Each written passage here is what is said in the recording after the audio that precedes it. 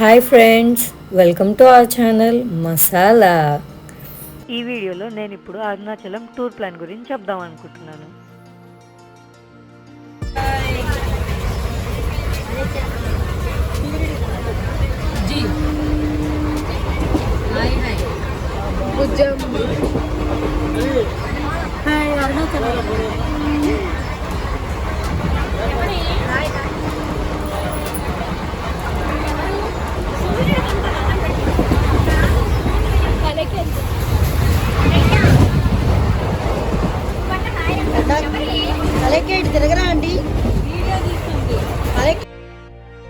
మేము ఈ అరుణాచలం ట్రిప్లో తమిళనాడు చుట్టుపక్కల ఉన్న అన్ని పుణ్యక్షేత్రాలు విజిట్ చేసాము.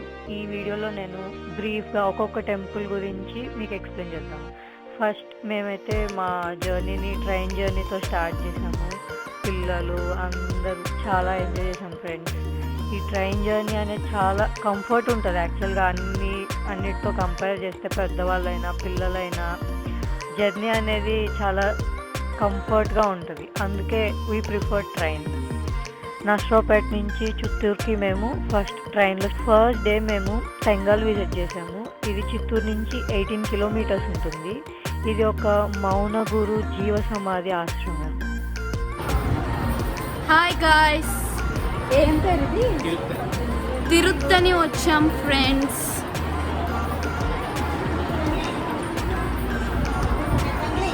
తెంగాల్ విజిట్ చేసిన తర్వాత మేము తిరుత్తని వెళ్ళాము.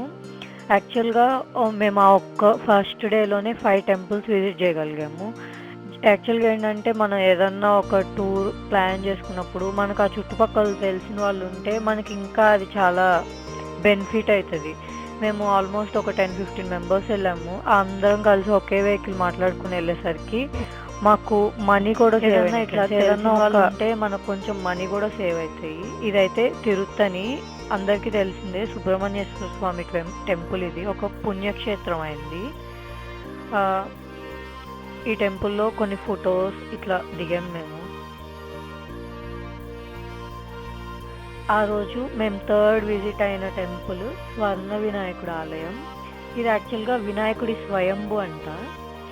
ఈ గుడి గురించి చాలా చాలా చాలా కథలు ఉన్నాయి. అందులో ఒకటి, ఈ గుడి స్పెషాలిటీ ఏంటంటే ఇక్కడ జిల్లేడు చెక్కతో వినాయకుడు బొమ్మ తయారు చేస్తారంట. ఆ వినాయకుడు బొమ్మ మనం ఇంట్లో పెట్టుకొని పూజ చేసుకుంటే మన ఇంట్లో ఏదన్నా ప్రాబ్లమ్స్ ఉన్నా, లేదంటే ఏమన్నా డిఫరెన్సెస్ వస్తున్నా ఇంట్లో, అలాంటి పెళ్ళి కాని వాళ్ళు ఉంటే పెళ్ళిళ్ళు అవ్వాలన్నా, లేదంటే ఏదన్నా హెల్త్ ఇష్యూస్ ఉన్నా అవి క్లియర్ అవ్వాలన్నా, అలాంటి వినాయకుడిని, అలా ప్రాబ్లమ్స్ ఉన్న వాళ్ళు ఆ వినాయకుడిని ఇంట్లో పెట్టుకొని పూజ చేస్తే చాలా మంచిదంట. మేము కూడా తీసుకున్నాము. ఈసారి మీరు ఎవరన్నా విజిట్ చేస్తే మీరు కూడా తీసుకోండి. ఇదిగోండి, ఆ గుడిలో చుట్టూ ఇట్లా బొమ్మలు ఉన్నాయి. పిల్లలందరూ అక్కడ ఫొటోస్ దిగి ఎంజాయ్ చేశారు. అండ్ ఈ గుడిలో ఇంకా చాలా స్పెషల్ ఏంటంటే, ఇంతవరకు నేను ఏ టెంపుల్లో ఇలా చూడలేదు. నవగ్రహాలు ఉంటాయి కదా, ప్రతి నవగ్రహానికి ఆ నవగ్రహానికి కరెక్ట్గా, అంటే ఆ నవగ్రహానికి సూట్ అయ్యే ఒక చెట్టు, అలాగే భార్యాభర్తలు దంపతుల్లాగా ఉన్నారు అక్కడ. అది చాలా బాగా అనిపించింది.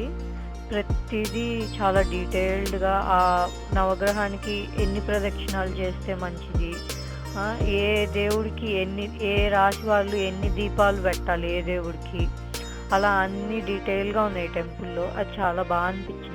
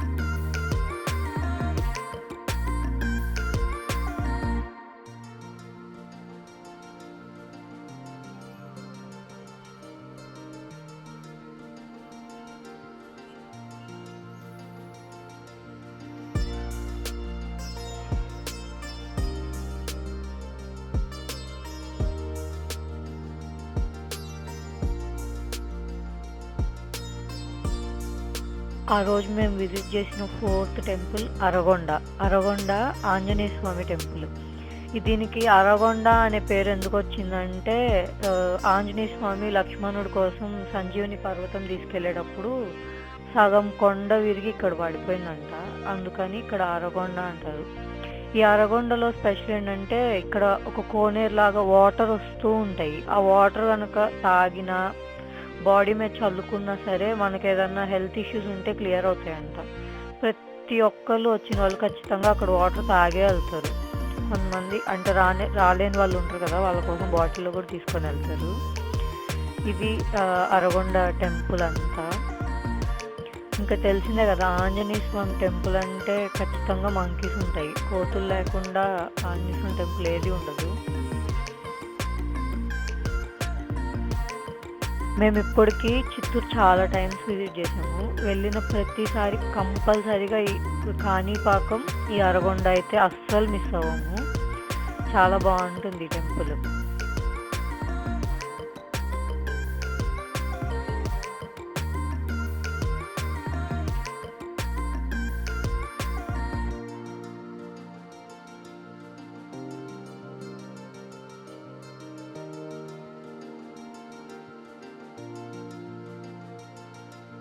ఆ రోజు మేము లాస్ట్ విజిట్ చేసిన temple Kanipakam. Kanipakam last night అయిపోయింది. కానీ ఆ రోజు బెనిఫిట్ ఏంటంటే క్రిస్టల్స్ బీట్స్ అమ్ముతారు కదా, అవి కొనుక్కున్నాము. నైట్ టైం వెళ్తే బాగా బేరాలు అనుకోవచ్చు, బాగా దొరుకుతాయి మనకి. ఇలా మా డే 1 ఎండ్ అయింది. నెక్స్ట్ వ్లాగ్లో మళ్ళీ కలుసుకుందాం. నెక్స్ట్ వ్లాగ్లో అరుణాచలం గురించి చెప్తాను. Please do like, share, subscribe.